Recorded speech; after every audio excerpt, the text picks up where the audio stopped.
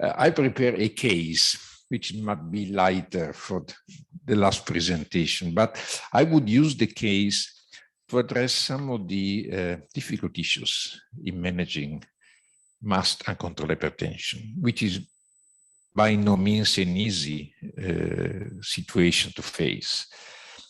Let's start with the real patient from visit 1. It's a female, 56-year-old, with some family history of cardiovascular problems. Mainly the mother was hypertensive after menopause, and the father was diabetic, by the way. She's a smoker, no previous cardiovascular diseases, menopause 6 years before, not under treatment, no physical activity, overweight, and snorer.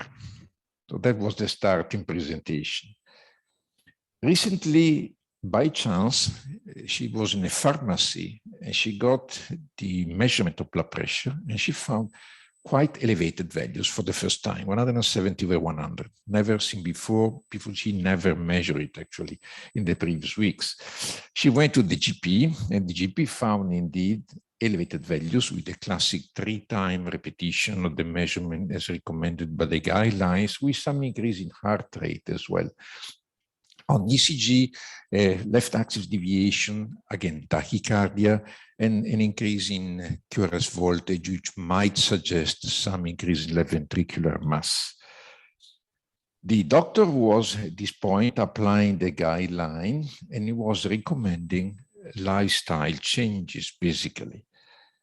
I guess the computer is tired as well. So he was recommended to repeat the visit after 3 months, to start home blood pressure monitoring, again, according to the guidelines, which means 3 times a week, and then every day for the week preceding the next visit.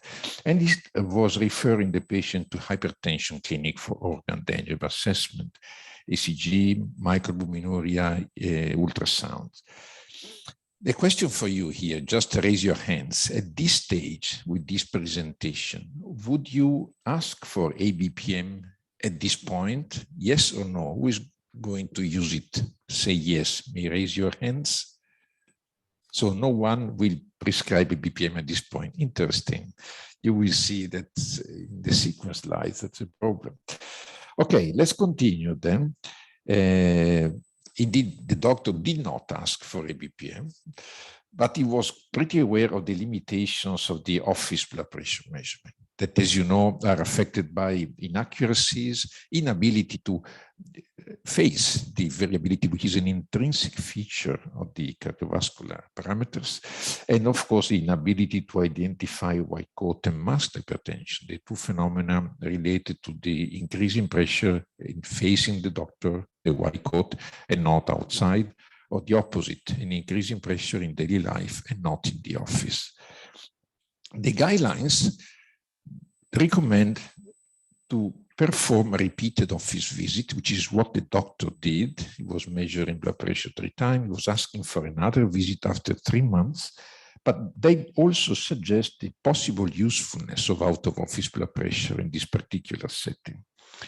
And in particular, if you have hypertension, as in this case, she had clearly elevated office readings, then there is an indication to accompany the office reading with the out-of-office blood pressure to exclude a white coat component, at least.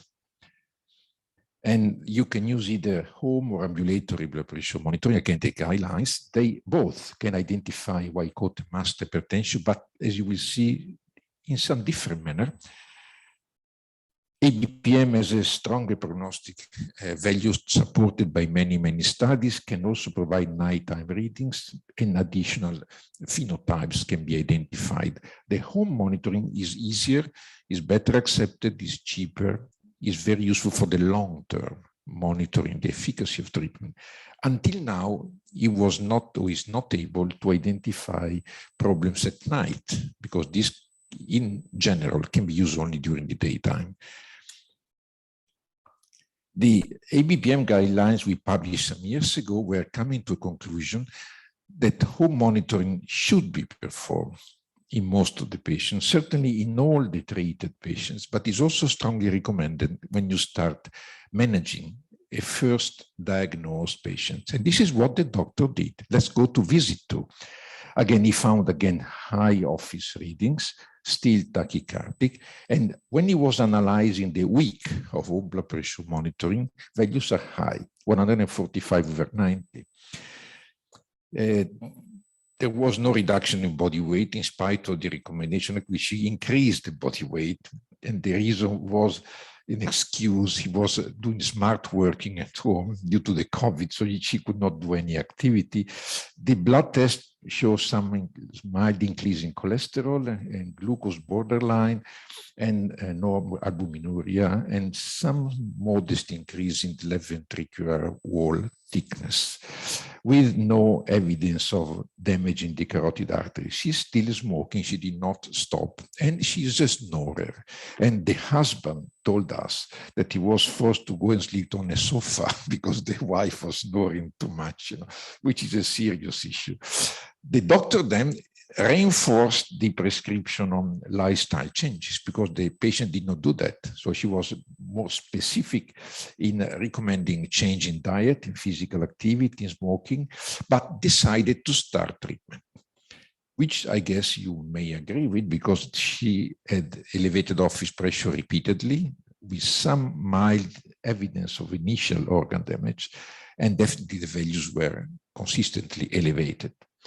And he started with losartan 15, lercanidipine 10 in the morning, combination treatment.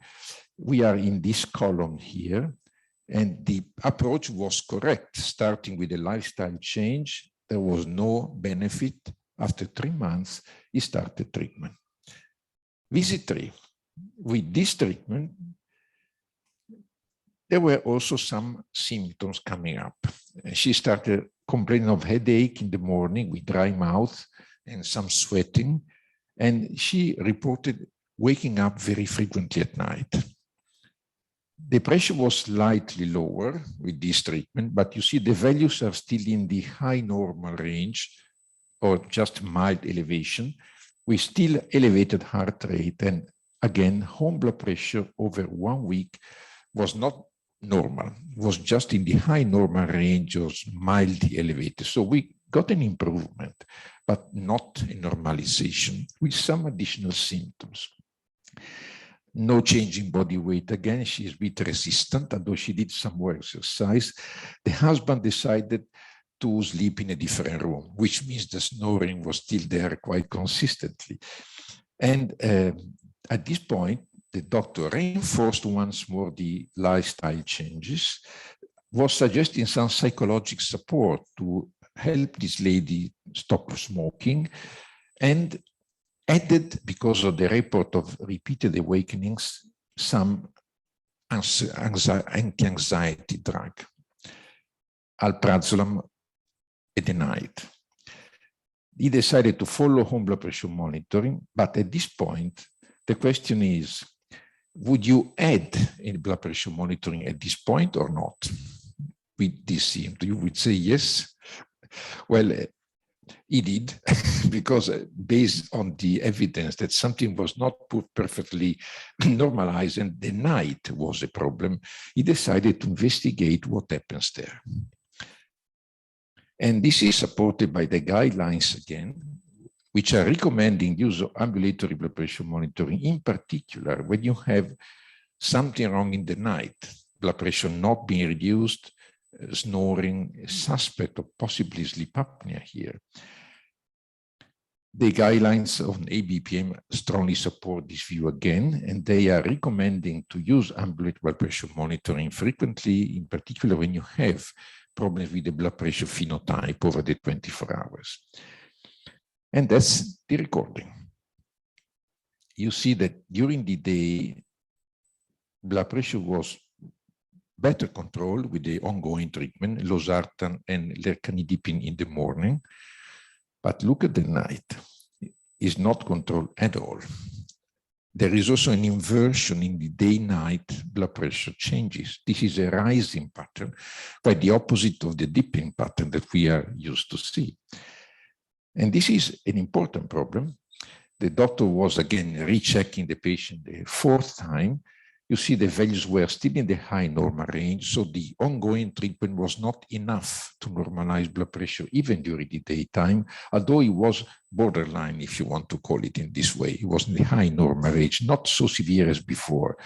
But the BPM was clearly showing, let's go back to the tracing, quite evident Y-coat effect here. You see the very first few readings in face of the doctor, which might explain partly the high office readings at the beginning, but then obviously there was also quite an important increase in the night and increase in blood pressure variability.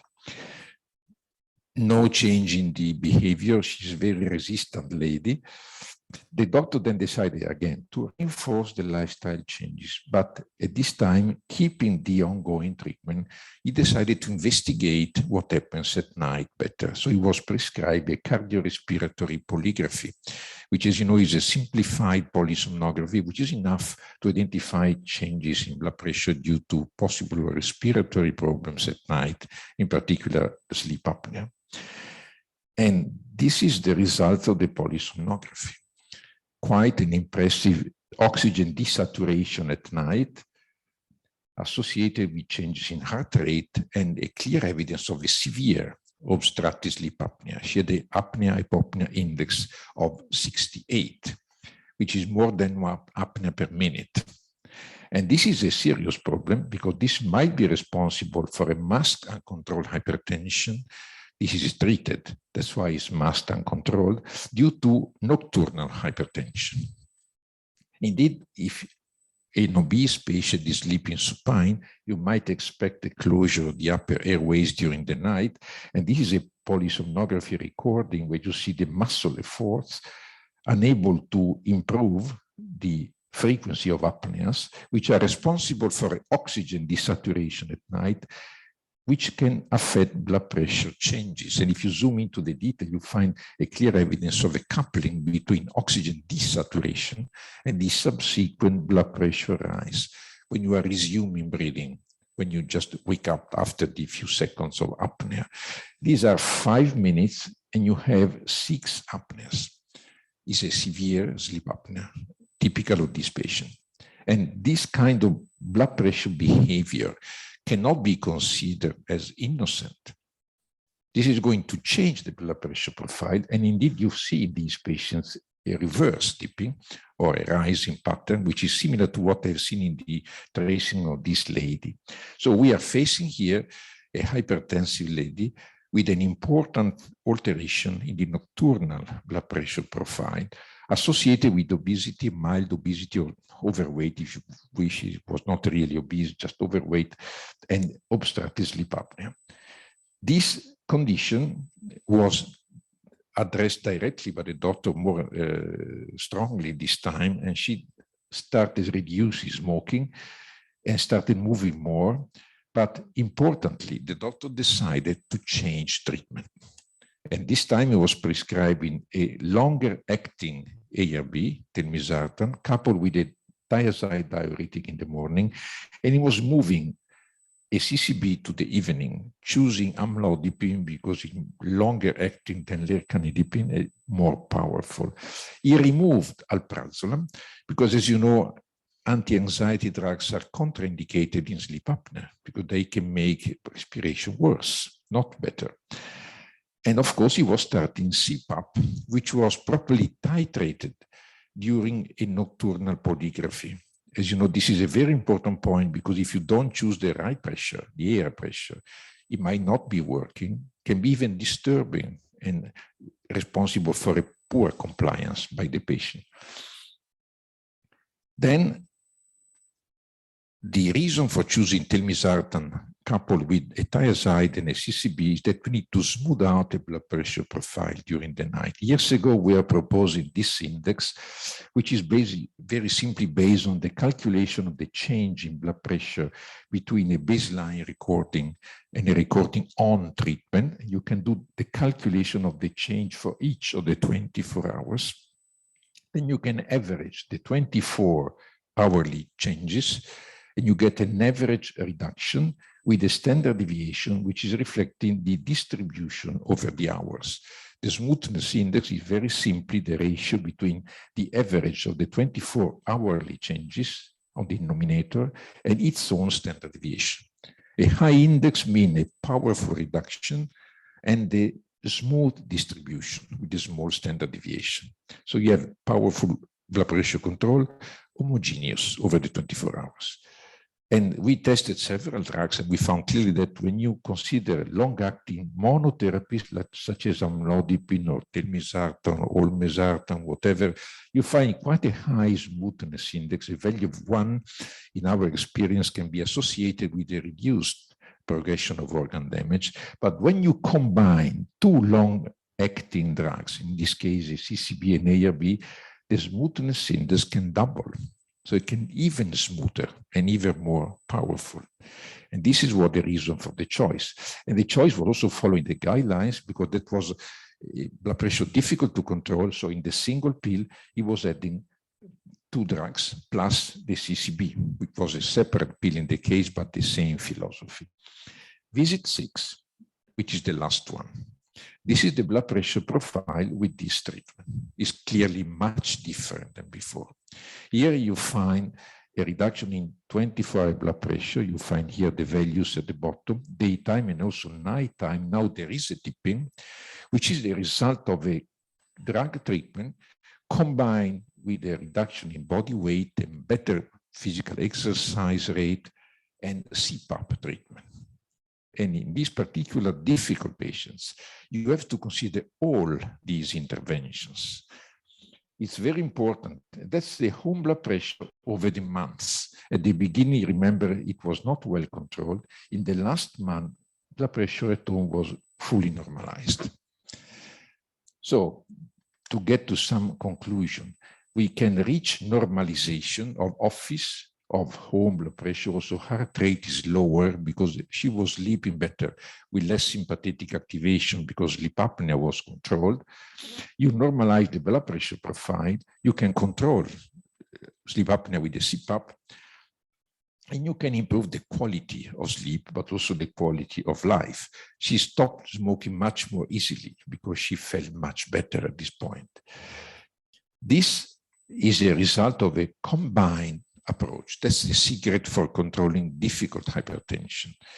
We are discussing several times device-based treatment, which may be useful in some cases, by the way, but the real secret in most of our patients is to find the proper combination of lifestyle, drug, and device-based, also CPAP as a device treatment.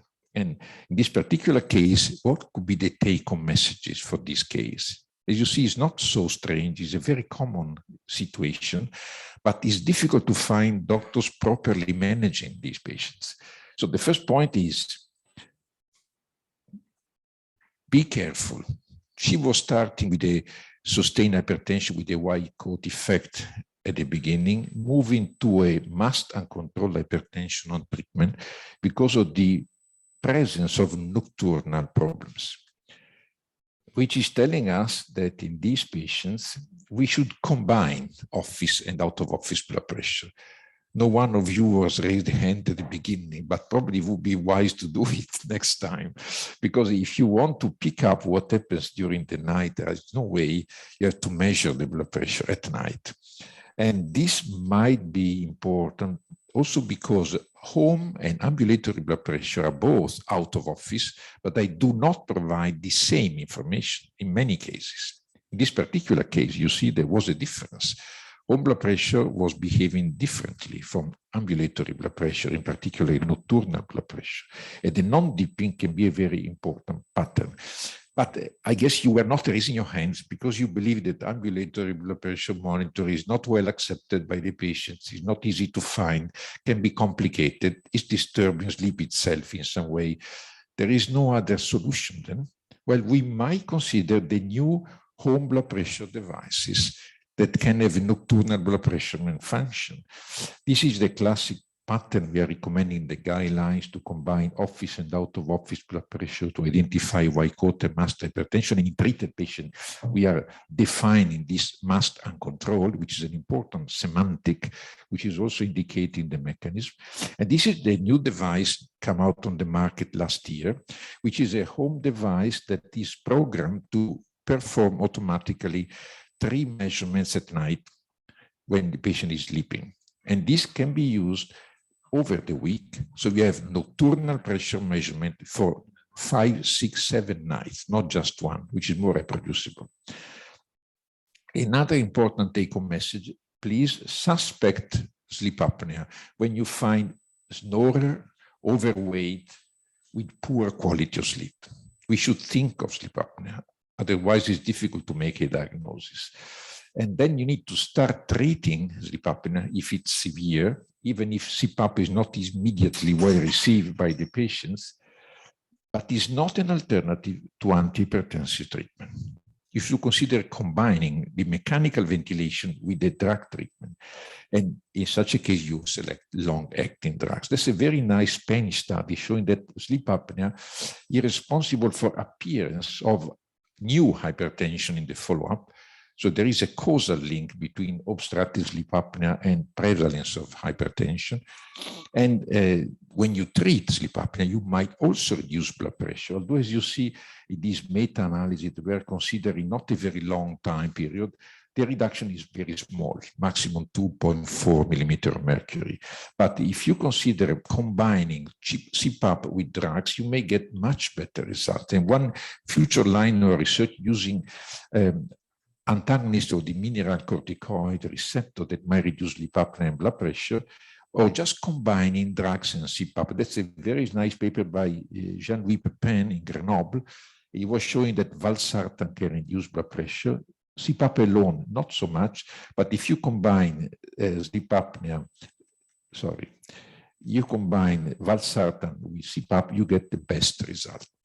And that's the final take-home message. Then, if you find this behavior, masked uncontrolled hypertension, where office blood pressure seems to be okay, but something is wrong in the ambulatory blood pressure, should you treat it or not?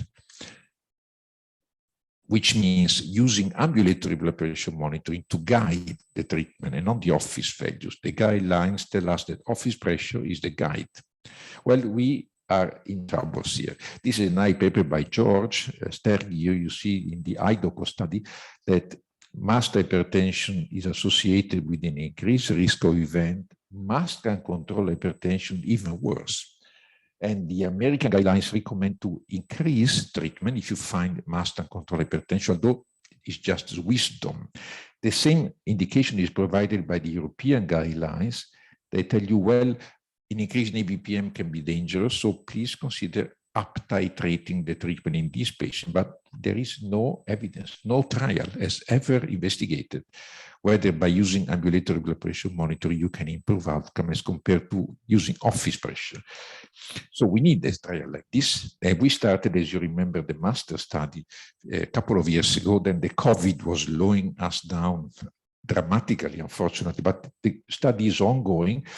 A study focusing on intermediate endpoints, left ventricular mass index and microalbuminuria, and events over 4 years, with people randomized to be guided in the treatment by office or by ambulatory blood pressure.